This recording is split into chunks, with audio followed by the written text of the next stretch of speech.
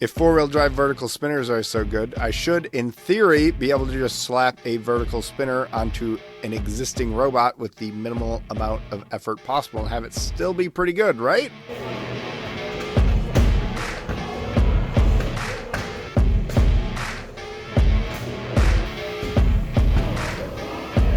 I'm Tyler of Team Cryptid Robotics, and today we're talking about Skunk Ape.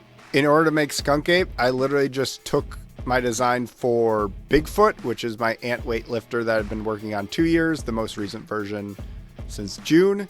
I just took the lifter off of that, made the most minimal number of changes to the most minimal number of parts, using parts that I had already, which was a stock 2822 brushless outrunner, as well as a FingerTech drum, and just slap that onto the front.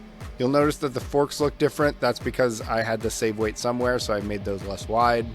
But I wanted to have a second robot. I wanted experience with the current version of Bigfoot's drive, and I didn't want to spend any money doing it. So we ended up with Skunk Ape. I took Skunk Ape to the same event I took Bigfoot to and talked about last week, which was RSL up in Hastings, Minnesota. So let's see how that went. Our first fight is against Pablo Escobeater. That name should sound familiar to those that watch my other videos about jackalope, in that this is the antweight version of Pablo Escobeater, although that's a drum and this is a beater bar. That's a notable change. It's a four-wheel drive beater bar. This is actually its first fight and its first event, so it's two robots and it's both their first fight.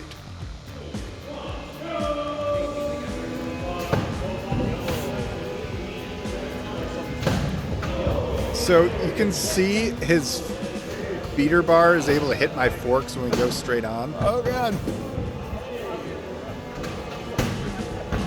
I did get a nice hit on him.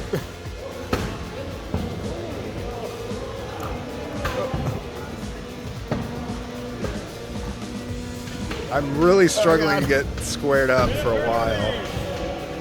And now, this was a problem. I didn't actually fix this after this event, but the forks like to get stuck downward on Skunk Ape.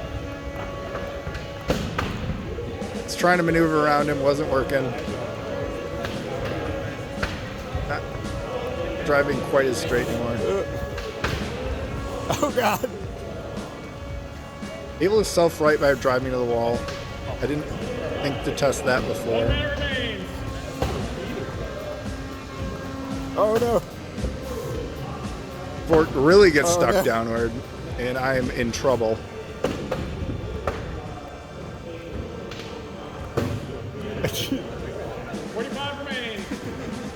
Honestly, my biggest issue is the fork getting stuck downward. Because we're still spinning, and the drive's still driving. Oh god.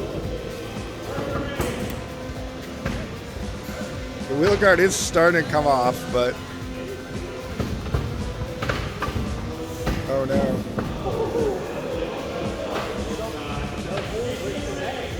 Now his forks are downward.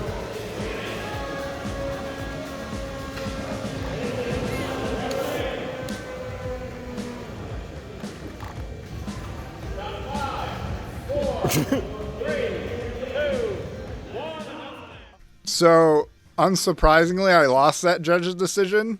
I am pretty impressed with how durable Skunk Ape is, considering it took a lot of hits and kept going. The forks are obviously an issue, them getting stuck downward. What's really funny is I think right before this event is when I put out the video where I literally talk about how you should test your forks to see if they get stuck in like the downward position. And I didn't do that with Skunk Ape. I'm not even listening to my own advice. I should listen to myself more, apparently. I need to watch my own videos. The only thing preventing me from using carbon fiber on the top plate is that I don't have the weight for it. Maybe if I had it really thin, I probably could.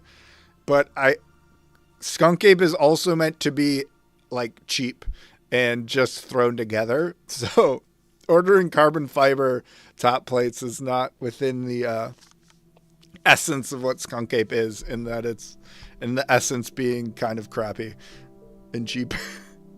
So I lost to start our day, which is not good.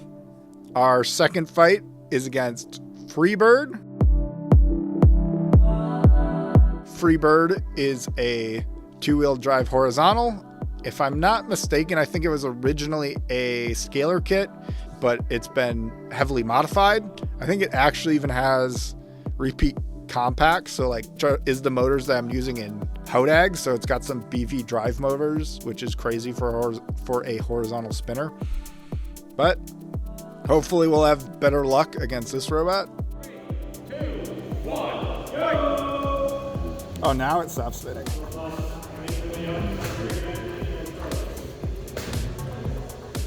It is worth noting that the weapon was spinning when I did a twitch test when I put it in the box. But hopefully we can be a wedge, because I mean the base frame is a control box, so this should work. If I can just pin it. Minute 30 remains.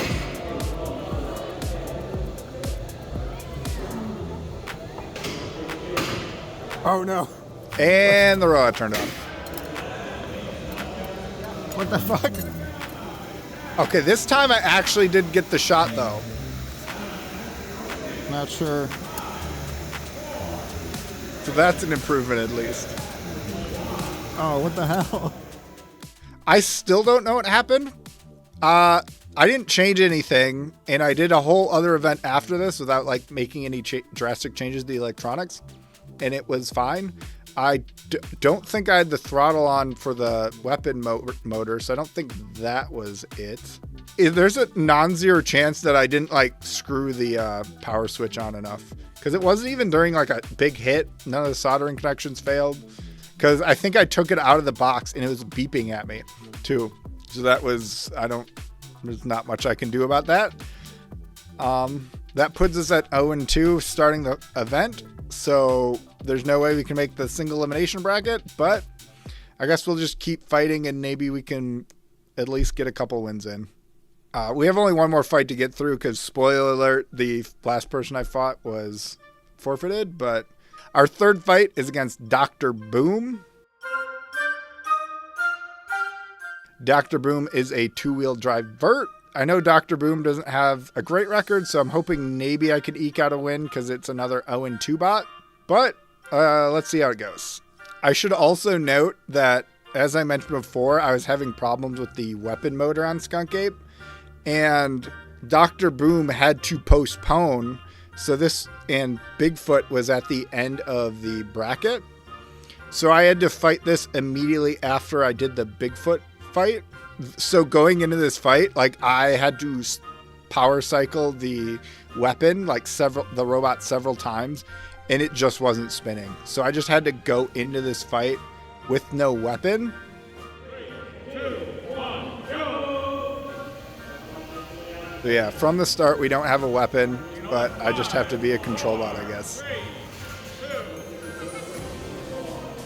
2. He ends up getting stuck here, but he self-frights. Because let's be honest, if he gets stuck at all, since I don't have a weapon, I'm just going to leave him, because it's not like I can capitalize.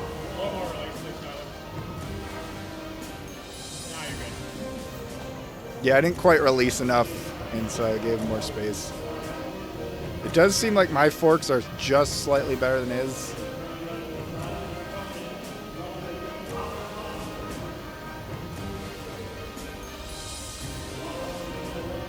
I think I keep getting stuck in the ground. The ground is really beat up. Go upside down. Being real careful to stay away from that weapon. But I do know that if it's front to front, I will win, so I do take advantage of that.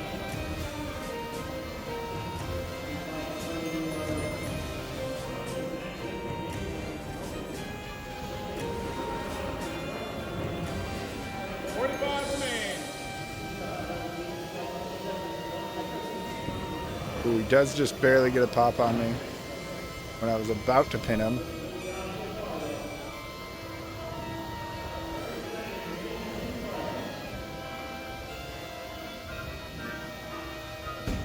Ooh, he ends up getting a hit towards the end. It loosens up that wheel guard.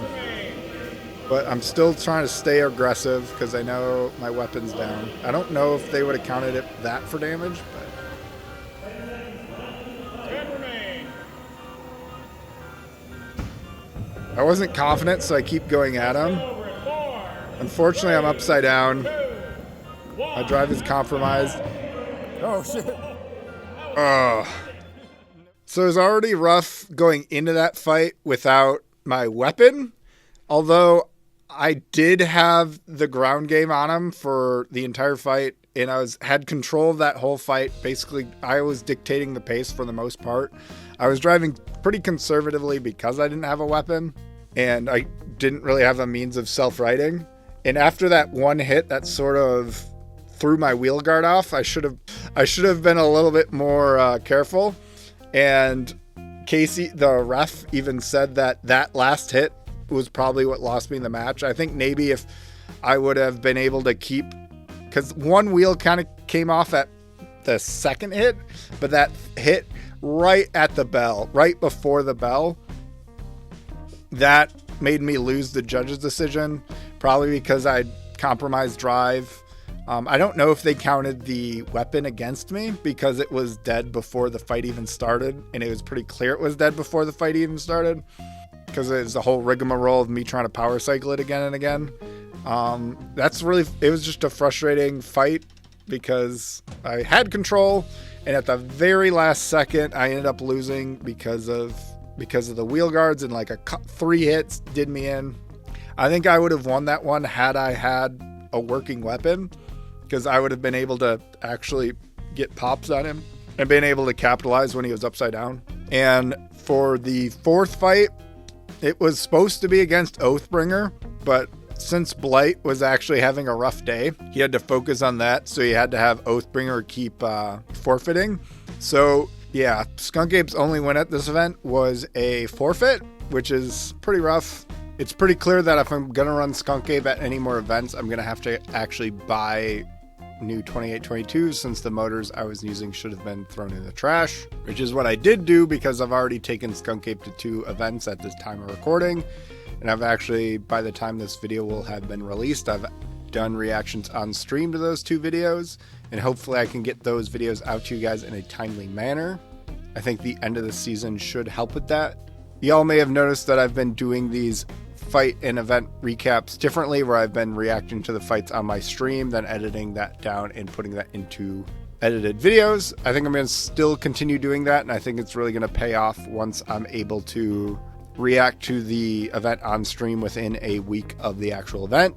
And I'm still going to continue putting out these edited videos, because while the streams give me a quicker turnaround and allow the audience to give input and kind of their thoughts, I also like having the edited videos where I can correct anything that I say wrong on stream, as well as make it easier to watch for a larger audience. So if you want to catch the stream, I at least try to stream every Thursday at 7 p.m. Whether it's me reacting to my fights at the last event, do CAD on my next robot, or decide to talk about something else that feels relevant in combat robotics. With all that said, thanks for watching, and here's the video on Bigfoot at that same event.